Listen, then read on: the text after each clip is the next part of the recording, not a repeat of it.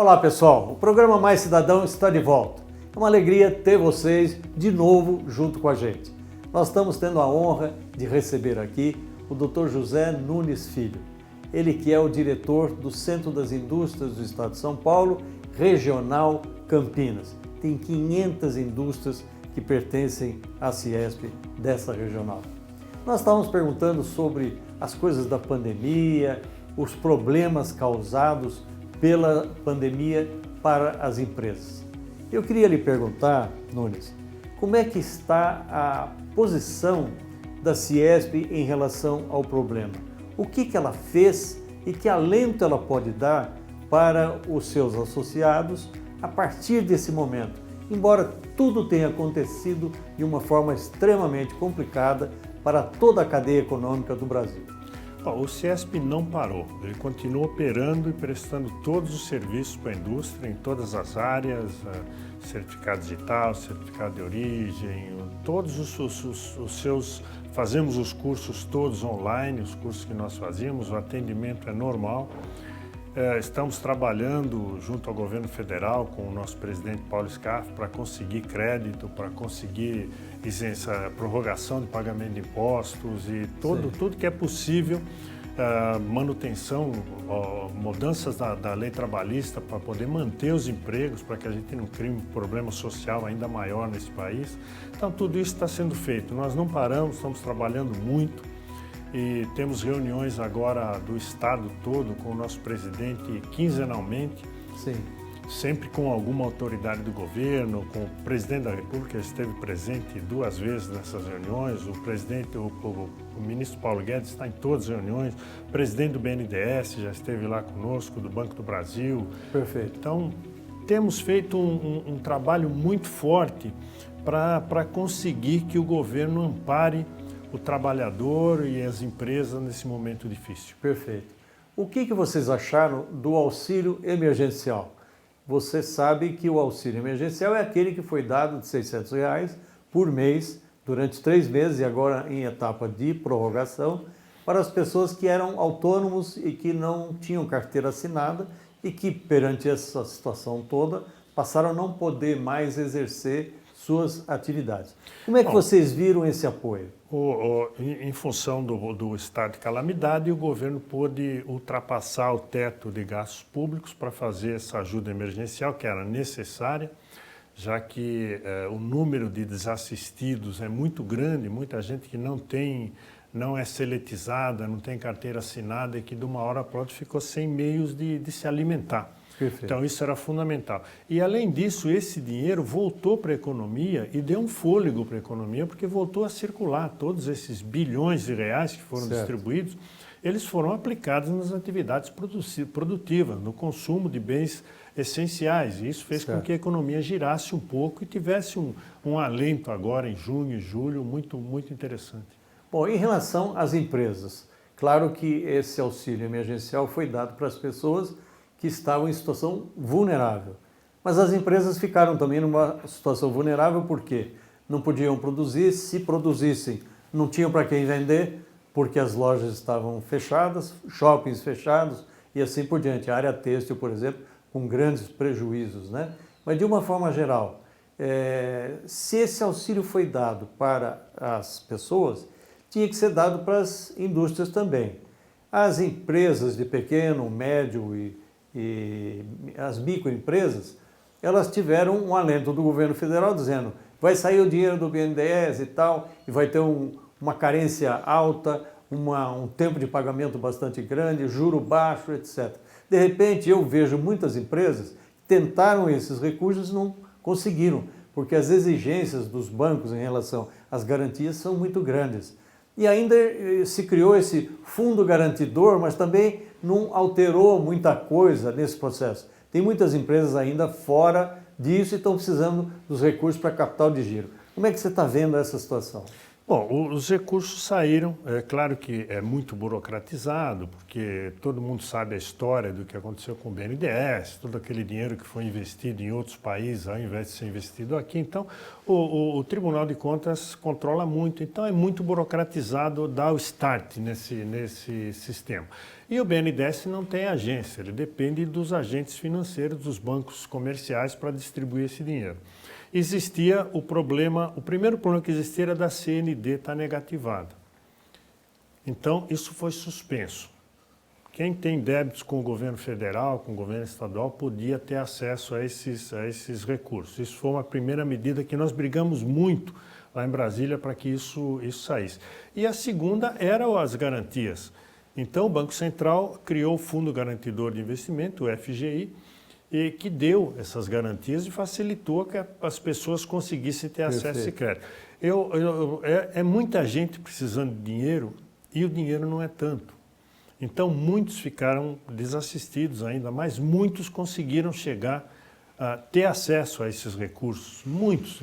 Nas nossas pesquisas, eu posso te dizer que mais de 60% conseguiram ter acesso a esses recursos, o que é muito bom, porque pela primeira vez, desde que eu ouvi falar de BNDES, Banco Nacional de Desenvolvimento Econômico e Social, que eu vejo esse dinheiro do BNDES ser usado para essa função social, ao invés de financiar porto em Cuba, metrô em Venezuela e obras nesses países todos e não aqui no Brasil.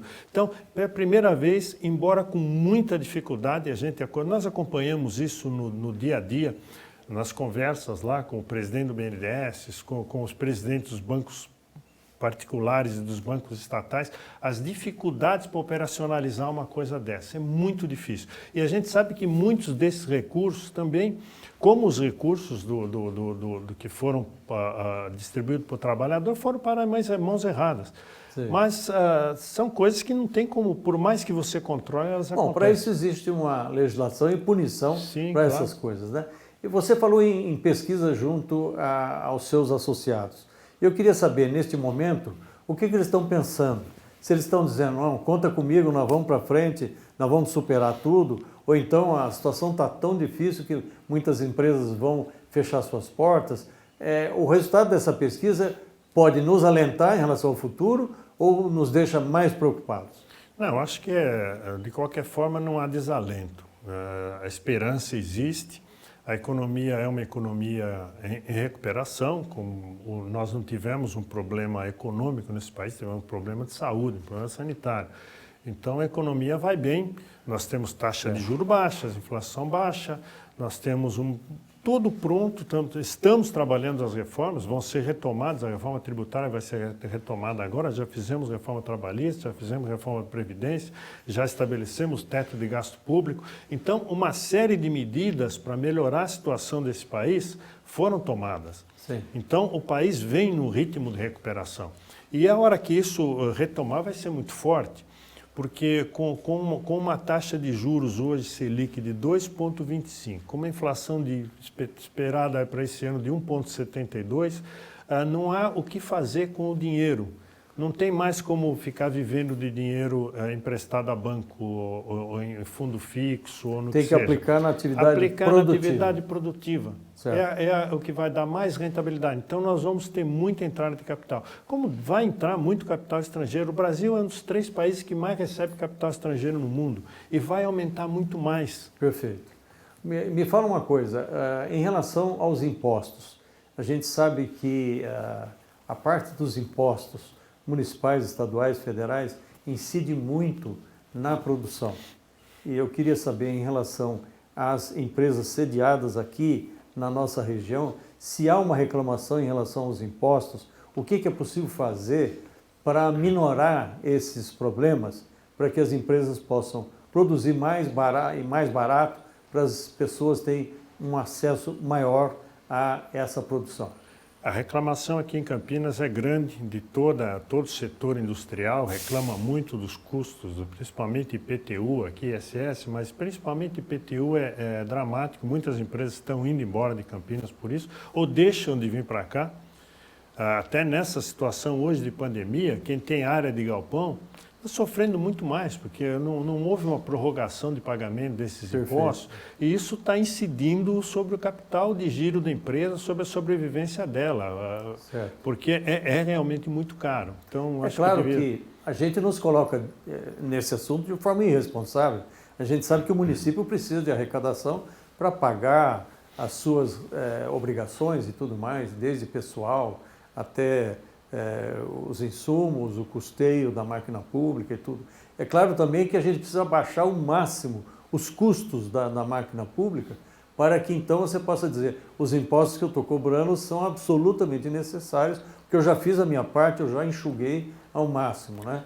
E essa discussão está acontecendo, né? Nós fizemos reuniões com a prefeitura, toda a classe empresarial acho que até você chegou a participar de uma dessas reuniões na prefeitura, que nós de várias, colocando isso, que para se aumentar imposto, se aumenta a base tributária, não o valor do tributo. Quando você aumenta o valor do tributo, se aumenta a inadimplência. Então, não significa, você não estimula as pessoas a pagarem o imposto. Então, tudo isso foi colocado e a produção não pode ser penalizada. E ela foi muito penalizada com esses aumentos de IPTU. Tá certo. Em relação ao dólar, a gente tem acompanhado, o dólar estava a R$4, vamos dizer assim. Subiu para 5,5, baixou agora para 5,2, mas é um valor alto ainda. Esse valor do dólar alto, nesses níveis, tem prejudicado a indústria que precisa importar alguns insumos para produzir os seus produtos no Brasil? Sim, aumenta os custos para quem importa e produz o seu produto para consumo interno. Para quem exporta, não mudou nada. Então, de uma certa forma, é claro que um dólar alto, ele é fator gerador de inflação, mas não aconteceu isso, a inflação não subiu em função do dólar. Por outro lado, ele melhora a remuneração da exportação. O Brasil compete hoje com países que têm dólar, tem a sua moeda artificialmente deprimida, artificialmente rebaixada. Então, é muito difícil competir hoje com a China, com países do Oriente, até com a própria Europa, que controla a sua moeda de forma a manter a exportação forte. Certo. Então, esse dólar alto, ele onera um pouco os custos de produção de quem importa para vender aqui dentro, mas ele aumenta muito os lucros na exportação e a balança comercial brasileira a competitividade aumenta, Exato. Né? E eu queria saber o seguinte, em relação aos cursos, eu sou uma pessoa da área da educação, para mim é oxigênio de vida. Eu vivi muito tempo, embora seja engenheiro de origem, eu vivi muito tempo na área da educação, como reitor da PUC, como um dos fundadores da Unimetrocamp, secretário de Educação de Campinas. Eu acompanhei tudo que se faz, por exemplo, no sistema 5S, né? O sistema de formação de pessoas. O Dr. Scaff toda hora coloca isso e a gente acha que isso é correto. Formar as pessoas para o empreendedorismo, para se adaptarem a essas novas tecnologias. O mundo é agressivo hoje. O robô colocado nas linhas de produção, ele elimina o trabalho de muita gente. Como é que é possível transferir essas funções, capacitando as pessoas para que elas percam uma atividade hoje, que pode ser até mudada em termos de profissões, para uma nova profissão onde ele fica vivo nesse processo, se adaptando a essas tecnologias.